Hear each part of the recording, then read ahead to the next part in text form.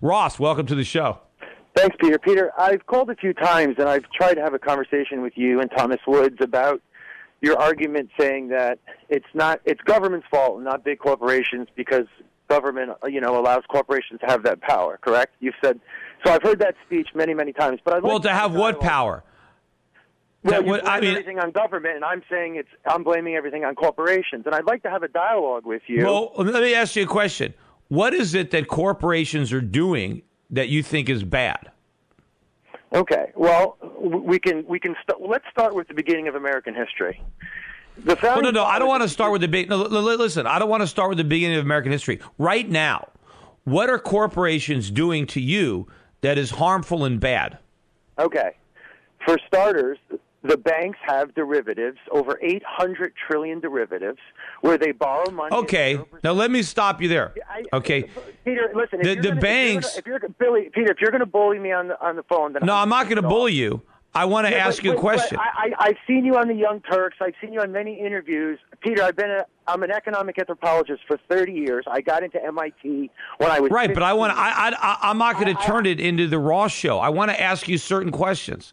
Now, you understand that the banks are being supported by government. Government guarantees all the bank deposits. The banks are the most highly regulated businesses in America. They can't do anything without government permission. Government is in their business constantly, and government prevents other people from getting banking licenses and competing with the banks that they have already sanctioned. You understand that? Oh, absolutely. Businesses like you where, when they say the 1%, that's not true. If you look at how many millionaires are in the United States, there's about 3 million, and that's 1%. I'm not talking about 1%. I'm talking about 1,000th of 1%. The top 300 banks, I'm talking about the Federal Reserve, which is controlled by the European oligarchs. Those are the Federal Reserve is controlled by the U.S. government. It's not the European oligarchs, and it's the U.S. government that is forcing us to use those Federal Reserve notes. This is not the free market. If we had a free market, we'd have gold in our pockets, not little pieces of paper. Peter, you had a guest on, Neil Ferguson from Harvard, correct? Yeah. And Neil Ferguson, yes, a famous economist, and he said to you that the most famous book in China right now is Currency Wars by Sung Hung Bing. Do you know what that book is about? It's about how the Rothschild family controls the world's mercantile system, and he was promoting it, and he's their head biographer. Just because somebody promotes something. I'm coming up with but just because somebody promotes some kind of conspiracy theory doesn't mean I subscribe to it. A conspiracy theory is, Kennedy was killed because he wanted to close the Federal Reserve. That's a conspiracy theory. I've heard you on Alex Jones, and I've had conversations with Alex Jones, and I've had conversations with Dennis Kucinich. And Dennis Kucinich told me, he said, I love meeting Peter, I love talking to Peter, but when he started talking about that it's government this and government that, I even said to him, I said, Peter, you're giving government way too much credit. It's big corporations like the British East India Corporation, which controlled all of the world. Look, we're coming into a break. I gotta go, but it's the government that is the problem, not these businesses. I'll talk about it briefly when we get back. You're listening to the Peter Schiff Show here at SchiffRadio.com. Will yourself to work, keeping two eyes stuck to the time clock on the wall, pushing shredded paper up and down the hall. The Peter Schiff Show.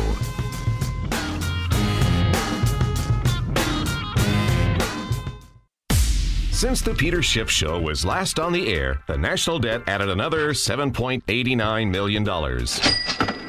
Luckily, Peter's intelligence is growing twice as fast. That's incredible. Welcome back to your source of sanity in an insane world. It's the Peter Schiff Show.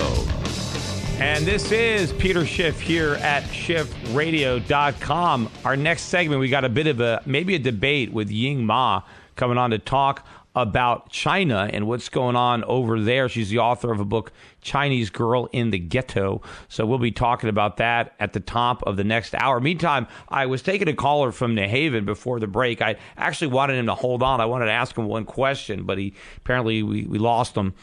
But, it's interesting. When somebody wants to go after me for defending capitalism and my blaming government for the problems. And they want to say the corporations are the problem. And then they inevitably go to the banking system to try to prove that, capitalism doesn't work and that big corporations are bad. And they use the banks as an example. Using the banks proves my point. The banks are working with government. I mean, they're probably the most regulated industry and protected industry in the country. I mean, you can't just start a bank. See, I wanted to ask the caller if he thinks he can just go start a bank. He can't. I mean, I couldn't even start a bank. Now, I mean, I could start a shoe store if I wanted to open up a shoe store. No one stops me from doing that. But try to open a bank. I mean, there's no way you're going to be able to do it. And so it's not a free market. And of course, as bad as banks are, they can't force you to open up an account. The problem with the banks is when they blow all their money based on bad proprietary trades, they were able to get my money through the tax code. They were able to get the government to take my money and give it to the banks.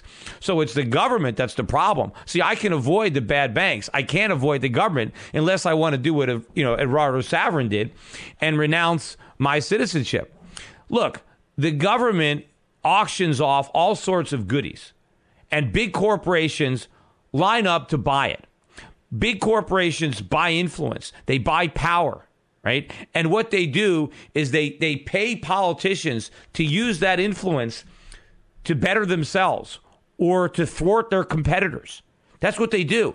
Everybody is vying to have government power used on their behalf, and they feel if they don't buy the government power to be used for them, their competitor will buy that power and it'll be used against them. It's kind of like, protection money. A lot of people give money to the government for the same reason that a shop owner gives money to the mob, right? A gangster comes in and says, you need to give me 10% of your sales every week. And if you don't give me 10% of your sales, I'm going to torch your restaurant and beat the crap out of you. So you pay. Or maybe the mobster says, look, you give me 10% of your sales, and I'll make sure that if anybody else tries to open up a restaurant to compete with yours, I'll beat the crap out of him. Oh, okay. I mean, that's basically what it is. I mean, that's the way the government works. It's all a protection racket. And if people are upset at the companies that are playing the game, no, it's the government that sets the rules. And the companies are just playing by the rules that the government created. Take away the government power, you change the rules. See, I want the rules to be free market competition. I don't want government to be doling out influence to anybody. Yet that is the system, unfortunately, that we have. And it's always capitalism that takes the rap, but it's the government that is polluting the reputation. Anyway, well, I agree, but I think I've got the caller back on the line. I think it was Ross. I mean, I think I've got this guy on. It doesn't say New Haven. I think it's the same guy, but let me give him a shot to answer. Ross, hi, Peter. You from New Haven? I'll answer your question for you. You can't start a bank for the exact reason that your friend Murray Rothbard said you can't, because the cartels in the progressive era made sure that they went into government, and they made sure that no one else, because they have a monopoly, they made sure that no one can open up a bank. So there's your answer. Right, but it's the government, right? If you wanted to open up a bank right now, it's not J.P. Morgan that's preventing you. It's the U.S. government that's preventing you. They're the ones that don't allow it. Yes, J.P. Morgan benefits from the fact that you can't compete with them, but the reason that you can't compete with them is because they bought off the politicians. That's why, because the politicians are for sale. But just like the Young Turk guy said to you, why did they do that? The kindness of their heart? No, it's because the government are the corporations, Peter. Peter, no, they're not. Peter, I just want to say one thing. I really respect you, Peter. I'm from New Haven. My grandfather actually knew your father. I think your father is a hero of this country. I love your dad, and I really like you, Peter. And I agree with 80% of what you say. But I really am so upset that you're so intelligent. And you know what I'm saying. Like, for example, did you see when Brooks Lee Born in 2000? She tried to stop down the derivatives, and Larry Summers and Robert Rubin and Alan Greenspan went after her. and just destroyed her and went ahead with these derivatives. So even if we yes, but you're talking about government people. Look, I agree with you that that people in the banks want to buy off the politicians. The problem is we gave the power to the politicians to sell that influence and sell that power. Peter, that's how the country was founded. No, it wasn't. Thomas Jefferson, right before he died, he gave a speech at the Declaration of Independence, 50th anniversary, and he talked about how he was, in so many words, he was very upset because the British East India Corporation and the Bank of England were now controlling the second bank of the United States, and that corporations were taking over. Adam Smith was against corporations, Peter. Don't you know that? Pick up any Noam Chomsky book and read. Well, there's nothing wrong with the people incorporating. I mean, that's not the problem. Yes, the problem is when the corporations get government to do their work. When the